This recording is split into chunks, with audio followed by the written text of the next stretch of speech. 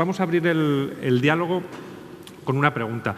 Creo que el concepto de información al paciente y toma de decisiones compartidas más o menos todos lo tenemos interiorizado. Pero la pregunta con la que yo quiero abrir el diálogo es ¿para qué?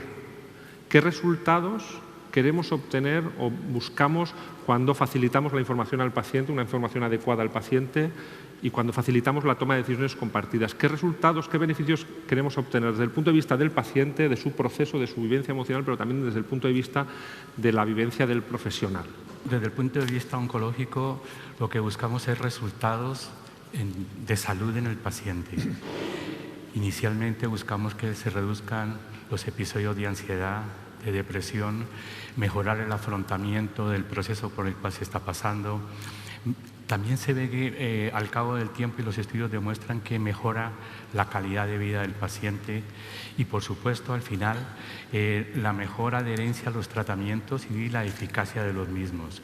Y luego también se está trabajando para saber si de verdad todo esto que se hace al principio tiene un impacto en la supervivencia.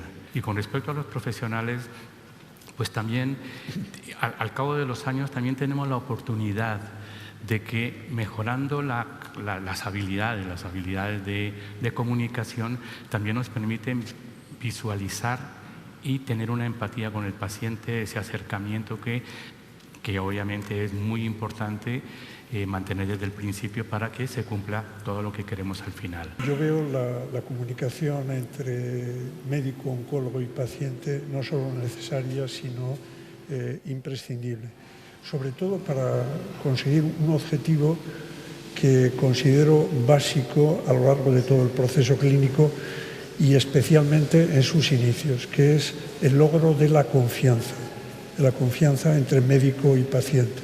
Creo que cuando se establece esa relación de confianza que va más allá de una mera garantía de veracidad, sino incluso de afecto, se allana a lo largo del proceso enormemente el camino.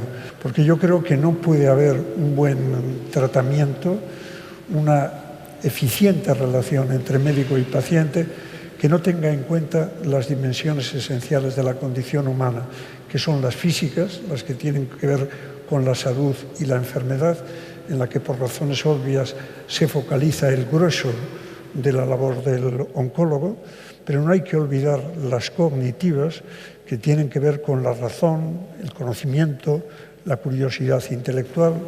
En tercer lugar, todo lo que afecta a la emotividad, sentimientos, vivencias íntimas, un aspecto decisivo que a veces su enfoque correcto o desacertado puede condicionar en sentido positivo o negativo la marcha de ese proceso.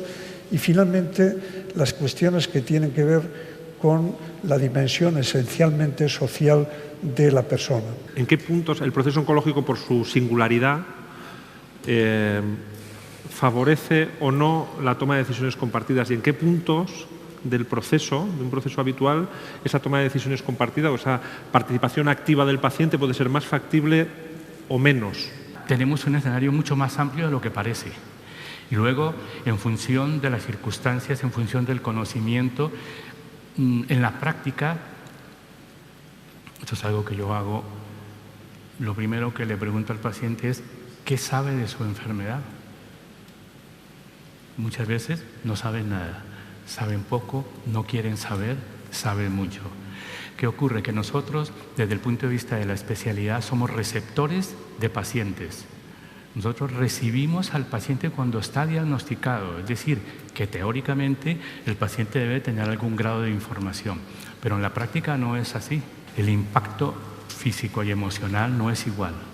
Entonces nosotros tenemos que vivir y convivir y empezar en la primera consulta ese diálogo y esa fase de comunicación es trascendental, porque de ahí va a derivar pues todo el proceso, ¿no?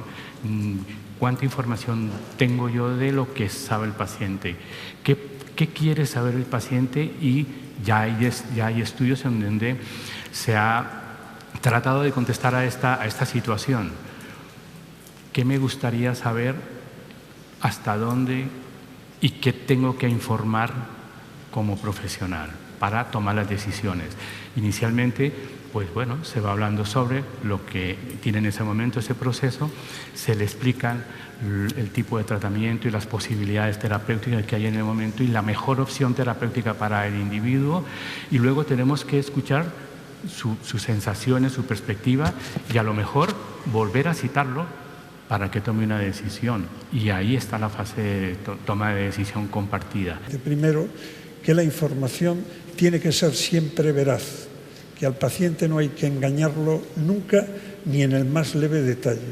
Segundo lugar, que la información no tiene por qué ser completa desde el primer momento, sino que se puede ir preparando desde el punto de vista emotivamente al paciente y, como bien indicaba Suriel, a la familia, a su entorno familiar más directo, incluso a los amigos, que esa información tiene que ser clara. Y luego otro principio fundamental, que yo creo que todos los pacientes lo respetan afortunadamente a rajatabla, y es que el médico creo que puede y debe dar la información según las necesidades, los requerimientos del paciente. Hay pacientes que quieren saber todo y quieren decidir solos. Hay otro grupo de pacientes que quieren saber todo, pero quieren escuchar la opinión del profesional para compartir esa decisión. Hay otros pacientes que quieren saber la opinión del médico, vamos a poner que es el tercer grupo, escuchan la opinión del médico, quieren que se escuche su opinión y compartir esa decisión. Hay otro grupo esa es la parte activa, ¿no? Activa-pasiva. Y luego hay otro grupo de pacientes que son más pasivos. El paciente dice, ¿usted qué opina? Yo me voy con una opinión y mañana le contesto. Y el último grupo dice, yo estoy en sus manos. El proceso está coordinado.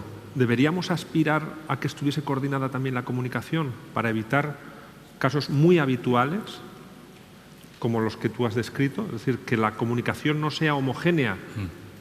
Sí existe. Existen lo que se llaman las unidades funcionales. Hay modelos, son modelos americanos, que ya se están instaurando ya desde hace varios años. En Cataluña se tiene desde hace muchos años en un par de centros en donde se hace una primera valoración desde un grupo multidisciplinar en donde participa pues, el cirujano, el oncólogo, radioterapia, patología, etcétera, pero la consulta con el paciente la hacen un grupo de aquellas personas que van a tratar directamente al paciente. Esa consulta la hacen compartida y entonces toda la información va a ser una única información para esa persona o esa persona con su acompañante. Creo que no hay que desatender en absoluto otra fuente informativa muy importante, que es el personal de enfermería. Es decir, el que está en la planta del hospital, el que está en el hospital de día, durante la administración de las sesiones de radio, de quimio.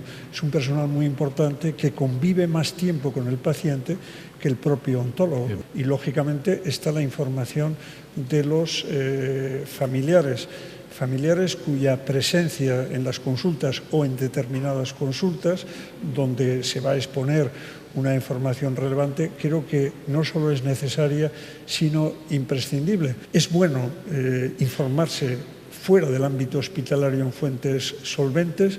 Recuerdo que la doctora Vera y alguna de sus colegas en el Complejo Hospitalario de Navarra me dijo, fuente segura de información, la SEON, la página web y todas las publicaciones, que son muchas de la Asociación Española de Oncología o el Instituto Nacional del Cáncer.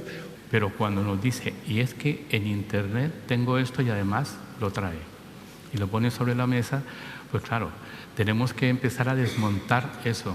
Entonces, a veces perdemos más tiempo en eso que en lo urgente que en lo importante. Pero luego viene una comunicación de una recaída, ¿no? O una comunicación de una segunda recaída, o una comunicación de una última recaída, o una comunicación de, a partir de ahora, el tratamiento antineoplásico no es eficaz y vamos a hacer un tratamiento más paliativo, te vamos a ayudar, vamos a intentar estar contigo, te vamos a... Y para mí cada paso es más difícil. El oncólogo, supongo que lo tenéis en cuenta, pero no debería olvidar nunca que en el fondo se trata de momentos de auténtico duelo. Voy a responder con la intervención de la paciente. aun cuando no sepamos comunicar, la sensibilidad es la clave. Y de hecho hay estudios en la comunicación de malas noticias que, aunque yo sea la persona más torpe del mundo comunicando, si comunico con sensibilidad y esa sensibilidad se transmite, la vivencia del paciente, de la paciente, es muchísimo menos traumática. A mí me ayudó mucho y rápidamente fui a hablar con otras mujeres que tenían el problema mío. Estamos hablando de personas que sienten, pacientes y profesionales. Y siguiendo ese hilo yo creo que seguiremos avanzando, y es el hilo de las historias, de la sensibilidad, de la comunicación y de lo que nos ha movido a todos, que es vamos a mejorar.